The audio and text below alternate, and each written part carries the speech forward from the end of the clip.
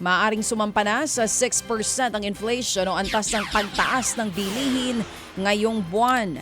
Sa pagtataya po ng Bangko Sentral ng Pilipinas o BSP, maaaring ang maitala sa 5.6% hanggang 6.4% ang April inflation.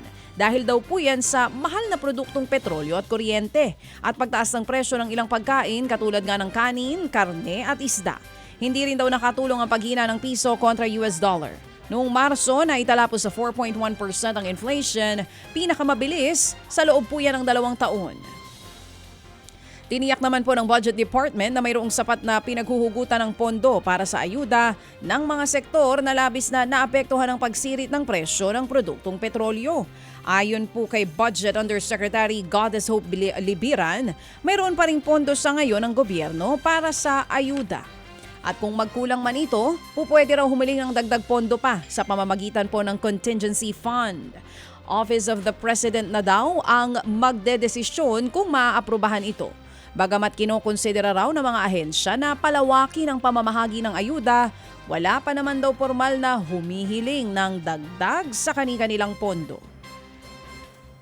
Nanindigan naman po ang DepDev na dapat panatilihin ang pagtakda ng sahod sa kada rehiyon imbis na magpatupad ng national wage. Paliwanag po ni DepDev Secretary Arsenio Balisacan, hindi pare-pareho ang sitwasyon at kondisyon sa bawat rehiyon.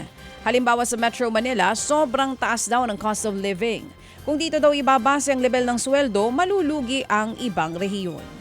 Ayon kay Balisacan, posibleng magdalawang isip ang mga investor na magtatag ng operasyon sa mga probinsya kapag nakita na mataas na rin ang gastusin sa labor sector. Mga kapatid, para sa iba pang mga balita at impormasyon, sundan niyo po kami sa X, Instagram, Facebook at syempre sa TikTok, True Network PH. Mag-subscribe din po kayo sa aming YouTube channel, True Network. May website din po tayo, truenetwork.ph. At pwede nyo rin po kaming mapanood sa Channel 19 ng aming True FM TV. Lagi pa rin makinig sa radyo dito po sa 105.9 True FM dahil dito, lagi po sa'yo, kapatid. Dito tayo sa totoo, tunay at tapat.